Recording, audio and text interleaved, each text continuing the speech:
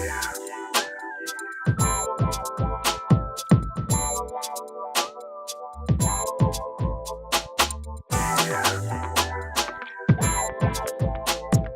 I'm AJ Mobile Money, and thanks for clicking on this video. If you're not a subscriber, go ahead and click that subscribe button and hit that like button because you're going to like this video, and also hit that notification bell so you'll be notified the next time I create a video. Today we're going to talk about what I believe is the best investment account that you can actually have. It's called a health savings account. And when you hear that health savings account, the first thing you think of is, okay, how does this relate to investing? But we'll definitely get into that. But let's first describe what a health savings account is. A health savings account is an account that you can use to put money in where you can actually pay your medical expenses. So if you have insurance through your employer, you get an insurance plan, and with that plan, you can also have a health savings account. And you can't just get a health savings account without insurance. You have to actually have insurance first, and a specific type of insurance plan you have to have in order to be eligible for the health savings account. The type of insurance plan you'll need is called an HDHP, which is a high-deductible health plan. And so with a high-deductible health plan, these are the plans that you'll have that has the lower premiums, but when you actually go to the doctor, you have to pay more than you would if you had a higher premium. So when you go to the doctor, in order to meet your deductible to where either your employer will pay 100% or maybe even 90 or 80% of the medical bills, you have to get to a certain deductible amount per year. So if an individual person, that deductible is around $1,500 a year, and for a family, it's around $3,000 a year. If you have a HDHP, these are usually best for people who don't go to the doctor a lot, or they're generally a healthy person, so they don't have a need to go to the doctor, and you may just want to go for your checkups, twice a year or maybe once a year. So this isn't someone that has a chronic health problem. You may want to go with a higher premium plan, and so the health savings account may not be the best for you, but it's up to you to make that decision based on your current health. A health savings account is very similar to another plan called an FSA, which is a flexible spending account. Now, with a flexible spending account, you can also put money into this account, and you can use that to pay your medical bills and expenses. But the big difference between an FSA and an HSA is that with an FSA, any money that you put into it, you have to spend it that year. So if you put in $1,000 at the beginning of the year or throughout the course of the year, you have to spend that entire $1,000, or else you will lose the ability to access that money. With an HSA, any money that you put in it, it's in that account forever. You can use that money at any point. So even if you put the $1,000 in and you only need to spend $200 or $300 that year, you can use the rest of that money that's still in the account years down the road. So that's the great thing and the benefit of having an HSA versus an FSA. Now, the more I read about the HSA, the more I'm excited about the benefits that you can have from it. Now, of course, if we had other, health plans out there that were available to where we wouldn't have to put this much money aside or try to maximize the use of this account, that would be great.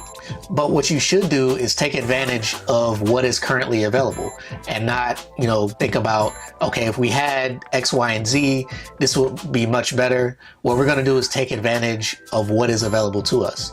And an HSA is available to you if you have a high deductible health plan. And so now we'll get into why I think an HSA, which is a health savings account linked to your insurance plan, is actually the best investment account that you can have. Better than your IRA, better than a 401k, better than just an individual brokerage account. And so we're going to get into why this is the best investment account that you can have. Many of us may agree that one of the most important things in our lives is our health. So, if you're not healthy, it's hard for you to go to work. It's hard for you to enjoy life if you have a lot of medical problems. No one likes to be sick. No one likes to have injuries, but we know that these things are going to come because we're human beings. Things happen. You could get in a car wreck on your way to work. Someone can sneeze on you, and then now you get sick and you have runny nose, or maybe you get the flu, or, there are many different health problems that you can have. And even as a person that may eat healthy and exercise, we're all going to get sick at some point or have some type of injury at some point. We don't live in a bubble, and so it's going to happen eventually. So with your health savings account, you can put up to, as an individual, $3,500 into that account every year. And as a family, you can put up to $7,000. And this money is tax deductible. So when you put the money in, that $7,000 reduces your taxable income for the year, or $3,500 for an individual. And when you use this money to pay for your medical expenses, that money is pre-tax. So later in the video, we'll get into talking about how paying something pre-tax is much better than paying for something post-tax. And as I looked into the different items that you can actually use your health savings account to pay for, you know, it's not just your medical bills. It's not just the prescriptions that you receive from your doctor. You can also use it for over-the-counter drugs. And one of the things that stood out to me the most is you can use it for daycare. You can use it to pay for babysitting. You can even use it to pay for before school or after school care. So those are things that, if, you know, of course you need to have kids for those to be important to you, but many of us either have kids or will eventually have kids in the future. And those are things that you normally wouldn't think that you could pay for, or in a savings account like that, where it's basically like a retirement account, like an IRA combined with a 401k, combined with your insurance plan, and all of that is rolled into one for this health savings account. As long as you use your HSA to pay for the IRS qualified expenses, so your medical bills, your prescriptions, over-the-counter drugs, and the other things that I mentioned, like babysitting and daycare after school programs, there's no penalty for accessing that money.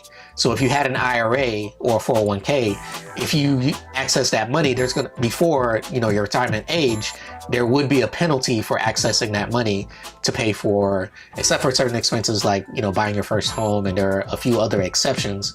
But for the most part, if you use your IRA or your 401k to try to pay for medical expenses or over-the-counter drugs specifically, or babysitting, you would incur a penalty for using that money. But as long as you have it in your HSA, you can use that money up to $3,500 a year or up to $7,000 a year to pay for those expenses. And this is before tax.